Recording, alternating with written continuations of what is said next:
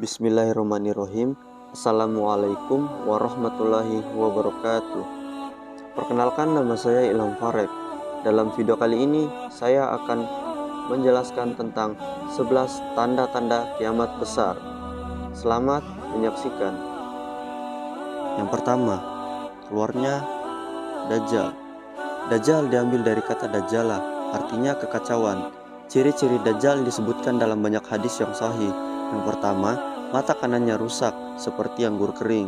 Nabi Muhammad SAW mengatakan dalam hadis yang sahih, "Ketahuilah, Dajjal buta mata kanannya dan Tuhan kalian tidak buta." Ciri yang kedua, Dajjal memiliki kulit yang kehitam-hitaman, memiliki dahi yang lebar, rambutnya keriting dan tinggi besar. Setiap orang beriman bisa membaca tulisan di dahinya, terdiri dari 3 huruf, yaitu Kaf, Fa, Ro. Semua orang yang mengerti tulisan Arab bisa tahu dan baca itu kufur. Kata Nabi SAW, kalau kalian mendengar Dajjal keluar di satu lokasi, maka menghindarlah walaupun kalian harus lari ke gunung. Dia Dajjal akan keluar membuat kerusakan selama 40 hari, di mana sehari itu seperti setahun. Seluruh bumi akan dimasuki oleh Dajjal, kecuali 2 tempat, yaitu Mekah dan Madinah. Karena di setiap gerbang Mekah dan Madinah sudah terdapat malaikat yang menghunuskan pedangnya, sehingga Dajjal tidak akan bisa masuk. Lanjut ke tanda yang kedua, keluarnya Imam Mahdi. Kata Nabi Muhammad SAW, akan keluar seseorang yang sama dengan namaku, Muhammad bin Abdillah, akan sama paras wajah dan postur tubuhku, sama persis denganku, dari alisnya, matanya, kulitnya, dan dari keturunanku. Maka dia akan keluar dan Allah mengubahnya dalam sehari semalam. Kemudian dia keluar dari Madinah ke Mekah, lalu dibaiat dengan 3.000 orang mukmin. Lalu kemudian membentuk pasukan untuk mengejar Dajjal. Tanda-tanda yang ketiga, akan turun Nabi Isa alaihissalam. Pada saat pasukan Imam Mahdi sampai di Masjid Menara Putih, kata ulama hadis, masjid tersebut sekarang ada di Damaskus, di ibu kota Syria. Mereka akan singgah sholat asar di Masjid Menara Putih. Dikatakan Isa alaihissalam akan turun memegang kedua sayap malaikat, dan dari rambutnya yang basah meneteskan air. Setelah Nabi Isa alaihissalam datang, mereka pun memerangi Dajjal hingga datang tanda-tanda hari kiamat yang keempat.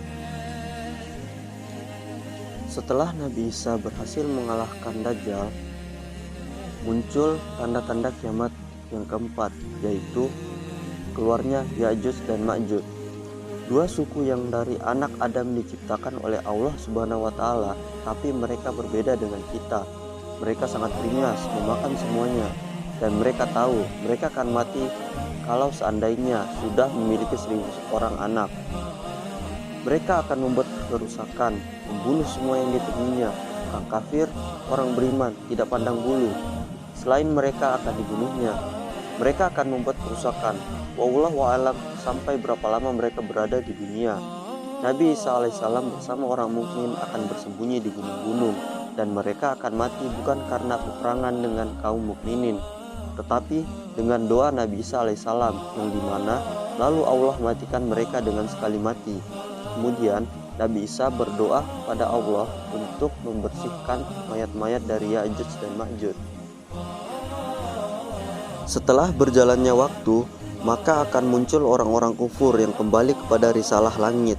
Manusia mulai lalai, mulai lagi menyembah berhala, melakukan zina, membuat kekacauan. Maka keluar tanda-tanda kiamat besar yang kelima, yaitu munculnya dabah atau binatang melata. Dalam hadis disebutkan, tanda-tanda besar kiamat ini salah satunya adalah keluarnya binatang melata yang bisa berbicara seperti manusia. Binatang ini badannya dipenuhi dengan bulu, tetapi tidak disebutkan dari belahan bumi mana binatang ini keluar. Binatang melata ini akan mendatangi orang-orang yang kufur dan menasihatinya. Jika mereka tetap tidak ingin beriman, binatang melata ini akan mengecapnya, sehingga dapat diketahui mana yang orang kafir dan mana yang orang beriman. Setelah keluarnya dabah ini, akan terjadi tanda-tanda besar selanjutnya, yaitu keluarnya kabut yang sangat lebat di seluruh dunia. Kabut tersebut akan ada dalam beberapa waktu hingga muncul tanda-tanda kiamat selanjutnya. Tanda-tanda selanjutnya setelah kabut tersebut adalah terjadinya longsor besar di wilayah timur Jazirah Arab, tepatnya di Irak, Iran, dan Afghanistan. Akan terjadi longsor besar yang tidak dapat ditahan, dan terjadi juga longsor besar di wilayah barat Jazirah Arab, yaitu wilayah Afrika. Longsor ini sudah tidak dapat ditahan meski dengan teknologi manusia sekalipun. Lalu, tanda-tanda selanjutnya yaitu keluarnya api dari perut kota Aden. Keluarnya api dari perut kota Aden menyebabkan manusia tidak bisa melalui Jazirah Arab. Kota ini terletak di Yaman. Saat ini, kota Aden di Yaman berada di atas lereng gunung berapi yang besar yang dapat meledak sewaktu-waktu. Laut di mana terletak kota Aden juga dinamakan Teluk Aden atau Laut Hadramaut. Di sana terdapat lembah bernama Lembah Barhut yang terletak di lereng kota Aden. Masyarakat sekitar menyebutnya Wadi An-Nar atau Lembah Api.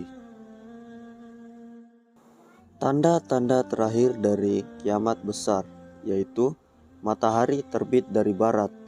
Nabi Muhammad SAW mengatakan, taubat akan diterima sebelum matahari terbit dari tempat terbenamnya. Jadi, ketika matahari sudah terbit dari barat, maka semua amal ibadah atau taubat tidak akan diterima lagi oleh Allah Subhanahu wa Ta'ala. Demikian penjelasan dari saya. Kurang lebihnya mohon dimaafkan. Assalamualaikum warahmatullahi wabarakatuh.